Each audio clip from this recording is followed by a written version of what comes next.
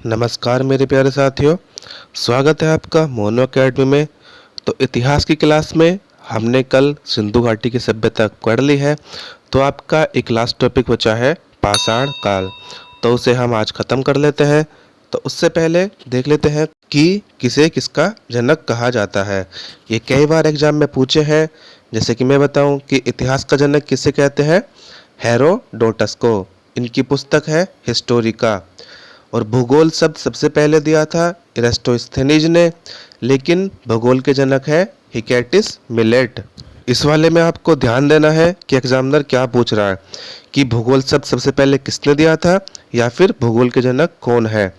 यदि पूछे कि भूगोल शब्द सबसे पहले किसने दिया था तो इरास्टोस्थेनीज, और यदि पूछे कि भूगोल का जनक तो हिकैटिस मिलेट।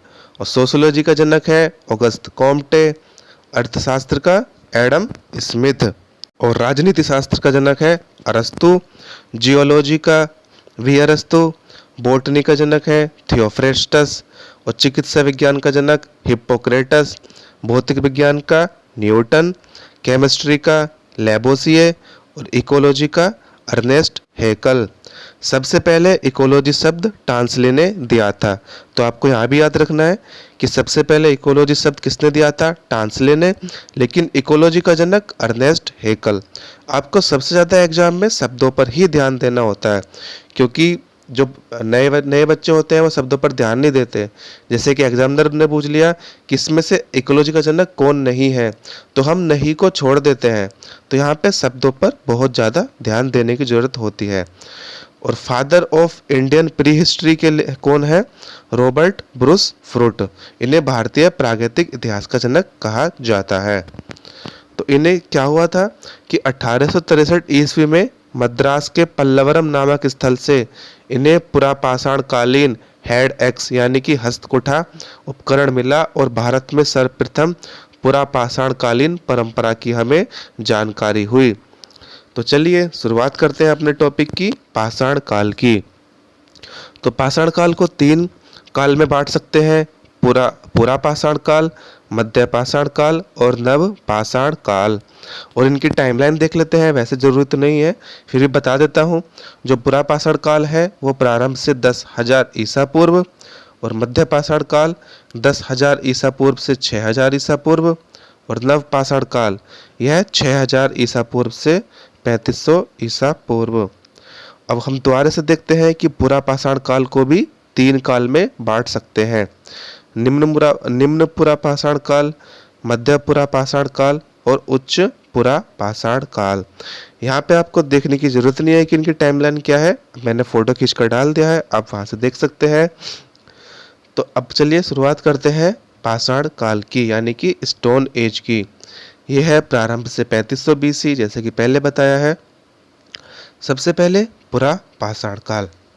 पुरा पाषाण का मानव मूलतः शिकारी है और आखेटक है। घर बनाना नहीं जानता था, गुफाओं में रहता था। और औजार में देखते हैं कि औजार इस समय कौन कौन से थे, गंडासा, खंडक उपकरण यानी कि चॉपिंग टूल्स, विदारणी, हस्तकुठा। और मध्य ये था पुरा पाषाण काल में। और मध्य पुरा पाषाण में खुरचनी जैसे उपकरण भी उपयोग में आने लगे थे।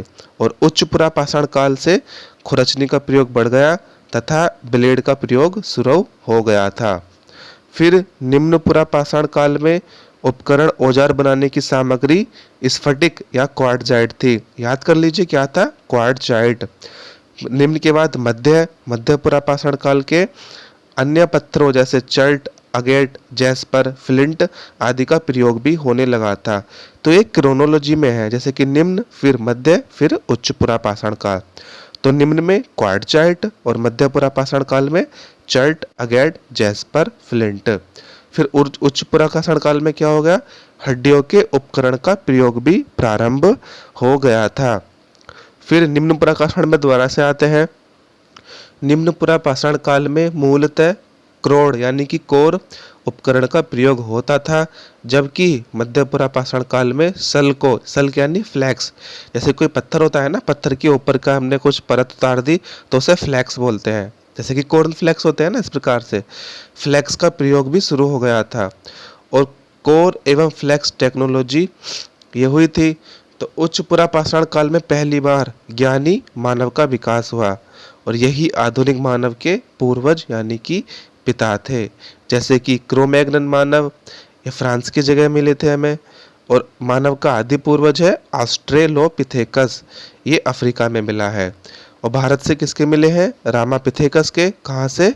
शिवालिक तलहटी से। अब थोड़ी सी संस्कृति देख लेते हैं कि उच्च पुरापाषाण काल से ही मानव ने सांस्कृतिक गतिविधियों के रुझान देने प्रारंभ किए। इसका सबसे पहले साक्ष्य कहाँ मिलता है? मध्य प्रदेश की भीमबेटका से। ये कौन से में है? रायसेन जिले में, जहाँ गुफा चित्रकारी का आरंभ हुआ। और आरंभी चित्रकारी में किसका प्रयोग हुआ है? गहरा लाल एवं हरा रंग प्रयोग हुआ है। और यहाँ पर अधिकांश चित्र हैं पक्षी एवं पशु के। और इसे यानी कि भीमबेटका गुफा को 2003 में यूनेस्को द्वारा विश्व धरोहर स्थल घोषित किया है। और उच्च पुरापाषाण काल से ही मानव ने धार्मिक गतिविधियां प्रारंभ कर दी थी, जिसके साक्ष्य हमें बेलन घाटी जो मिर्जापुर उत्तर प्रदेश में है, उसके लोहंदा नाला जगह से हड्डी की बनी हुई मातृ देवी की प्रतिमा मिली है। तो यूपी वाले अलर्ट हो जाइए, कहाँ से? बेलन घाटी मिर्जापुर से। ये वाला क्वेश्चन कई बार पूछा है।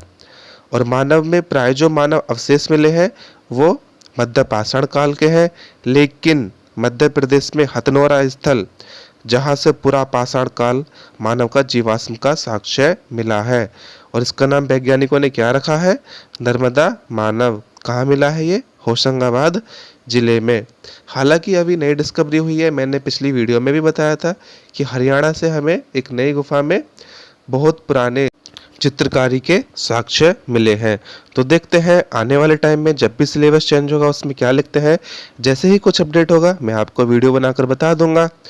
और पुरापाषाण काल में सोहन घाटी जो पाकिस्तान में है और बेलन घाटी उत्तर प्रदेश में ही है, पाषाण काल के सभी स्तरों का साक्ष्य मिलता है। याद कर लीजिएगा कि बेलन घाटी से पाषाण काल के सभी स्तर, पाषाण काल के सभी स्तर मतलब निम्न पुरापाषाण काल, मध्य पुरापाषाण काल और उच्च पुरापाषाण काल, और साथ ही सारे पाषाण काल के साक्ष्य मिल जाते हैं। तो आपका यह पुरापाषाण काल समाप्त। अब आते हैं मध्य पाषाण काल पे, जो है जिसे कहते हैं होलोसिन एज, और इंग्लिश में है ये मेसोलिथिक पीरियड। इसका है टाइमिंग पीरियड 10,000 ईसा पूर्व से 6,000 ईसा पूर्व। तो इसमें क्या हुआ था कि जलवायु परिवर्तन हुआ था, उसके कारण पशु पक्षी बदले, छोटे छोटे पशु पक्षी अस्तित्व में आए। अतः शिकार करने के लिए किसकी जरूरत पड़ेगी? छोटे छोटे औजारों की। तो इस प्रकार से छोटे छोटे औजार अस्तित्व में आए और धनुष बाण प्रौद्योगिकी का विस्तार हुआ। लेकिन मानव शिकारी एवं संग्राहक ही है, लेकिन एक नवीनता की शुरुआत है, वह है पशुपालन की शुरुआत। और इसके सर्वप्रथम साक्ष्य मिले हैं राजस्थान के बागोर एवं मध्य प्रदेश के आदमगढ़ से। तो याद कर लीजिएगा सबसे पहले कि पशुपालन की शुरुआत कब हुई थी? मध्य पाषाण काल में।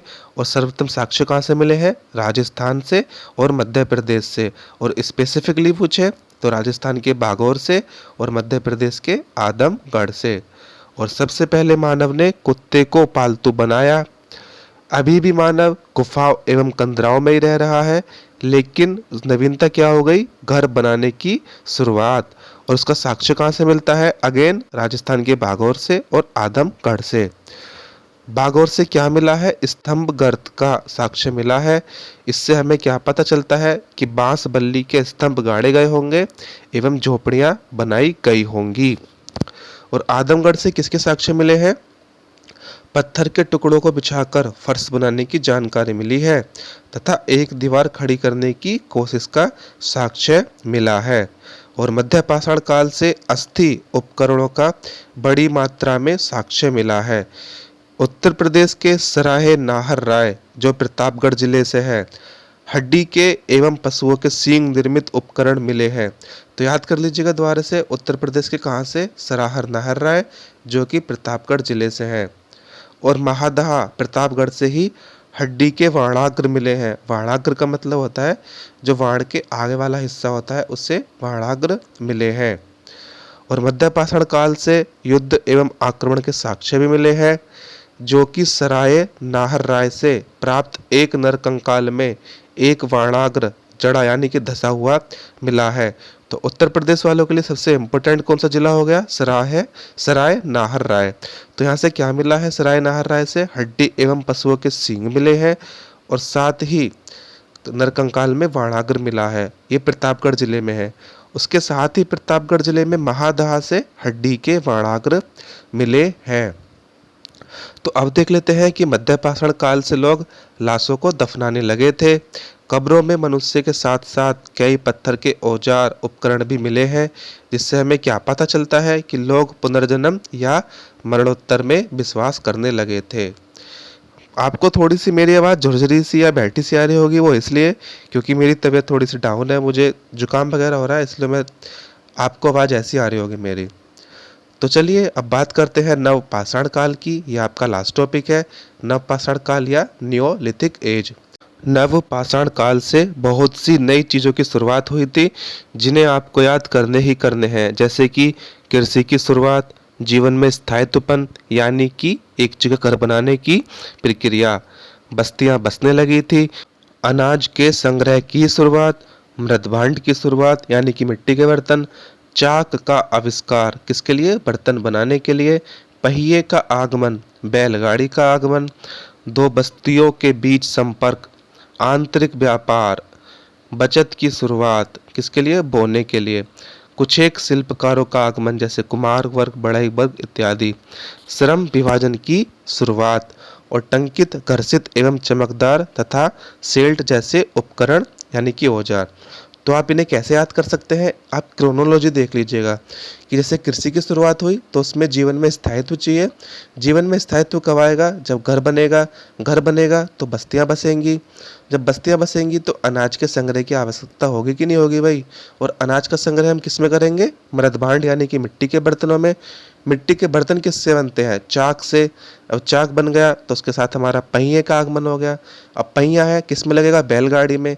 जब बैलगाड़ी आ गई है तो दो बस्ती आने जाने की सुविधा आसान हो गई। तो दो बस्तियों के बीच संपर्क। जब दो बस्तियों के बीच संपर्क है तो इसका मतलब क्या हो गया? आंतरिक व्यापार की शुरुआत। आपको क्या याद रखना है कि यहाँ पे व्यापार कौन सा है? आंतरिक है, बाह्य व्यापार नहीं है। आंतरिक व्यापार होएगा तो बचत की शुरुआत हो जाएगी। बचत की शुरुआत हुई तो साथ में शिल्पकार भी हो जाएंगे। तो ये सिंपल सी है, आप क्रोनोलॉजी में अगर पढ़ेंगे या फिर जैसे आपको याद करना है ऐसे याद कर लीजिए। तो अब देखते हैं कुछ फैक्ट की, जैसे कि भारत की सबसे प्राचीनतम कृषक बस्ती मेहरगढ़ मध्य बलूचिस्तान पाक में क्वेटा घाटी में है और मेहरगढ़ से नवपाषाण काल से हड़प्पा तक के आवास के साक्ष्य मिले हैं। यहाँ से गेहूं, जौ, मसूर और रुई के साक्ष्य मिले हैं। यह पूरे दक्षिण एशिया एवं भारतीय उपमहाद्वीप की पहली कृषक बस्ती है। कौन सी? मेहरगढ़। और अगर विश्व की पूछे तो कौन सी? फिलिस्तीन की जेरिको। अब देख लेते हैं थोड़ा सा और। कश्मीर के स्थलों की विशेषता है कि यहाँ नवपाषाण काल थोड़ी देर से शुरू हुआ और यहाँ के मुख्य स्थल हैं बुर्जहोम एवं गुफक कराल।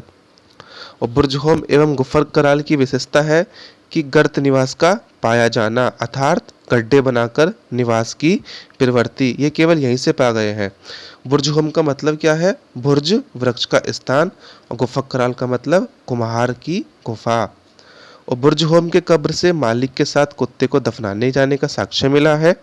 और बिहार के सहारन जिले के चिरांद में कश्मीर के कुछ स्थलों के साथ इसकी कुछ समानता है, क्योंकि दोनों जगह नवपाषाण काल देर से शुरू हुआ था। और मेघालय में डेओजली हेडिंग से जूम खेती एवं प्राचीनतम यानी कि ढलुआ की जमीन पर खेती किए जाने का साक्ष्य मिला है। और मेघालय में तो अभी भी झूम खेती के उदाहरण देखने को मिलते हैं। और चौपानी मांडो जो कि उत्तर प्रदेश में है, प्राचीनतम विश्व में, मैं विश्व की बात कर रहा हूँ, भारत की नहीं, मृदभांड के उपयोग का साक्ष्य मिला है। कहाँ से? चौपानी मांडो से। तो आप कैसे याद करेंगे? मृदभांड चौपानी मांड। तो चौपानी मांडो से मृदभांड। और कोल्डीवा से प्राचीनतम चावल की खेती का साक्ष्य यहीं से मिला है, कोल्डहीवा चावल। और नवीनतम शोधों के आधार पर चावल की खेती के प्रारंभिक संकेत उत्तर प्रदेश के संत कबीर नगर जिले में लहुरा देव से मिलता है। तो अब कौन सी है प्राचीनतम चावल की खेती के साक्ष्य?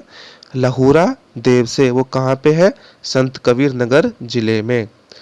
अब थोड़ा सा दक्षिण भारत का देखते हैं कि इसमें क्या है कि दक्षिण भारत के स्थलों की विशेषता है कि नवपाषाण काल यहाँ बहुत ज़्यादा देर से शुरू हुआ था। बस, तो आपको इतना ही पढ़ना था पाषाण काल में। यह आपका समाप्त होता है। आपको साउथ इंडिया का पढ़ने की जरूरत नहीं है कि साउथ इंडिया में कहाँ कहाँ पे शुरू हुआ था, जैसे कि कर्नाटक, आंध्र प्रदेश, तमिलनाडु, या फिर असम, या फिर जैसे कि अरुणाचल, आंध्र प्रदेश। ये आपको देखने की जरूरत नहीं है। फिर भी मैंने आपके लिए फोटो डाल दिए हैं। तो दोस्तों, आपका प्राचीन भारत समाप्त होता है। मैं 1-2 दिन में इसके मोस्ट इम्पोर्टेंट क्वेश्चन, जैसे कि मैंने पहले कहा था, 200 से 300 डाल दूंगा। आप उन्हें वहां से रिवाइज कर लीजिएगा। तो फ्रेंड्स, अगर आपको वीडियो पसंद आई हो तो उसे लाइक करें, शेयर करें, और यदि आपने मेरे चैनल को अभी तक सब्सक्राइब नहीं किया है तो उसे सब्सक्राइब अवश्य करें। बेल आइकन दबाना ना भूलें। आपका बहुत बहुत धन्यवाद।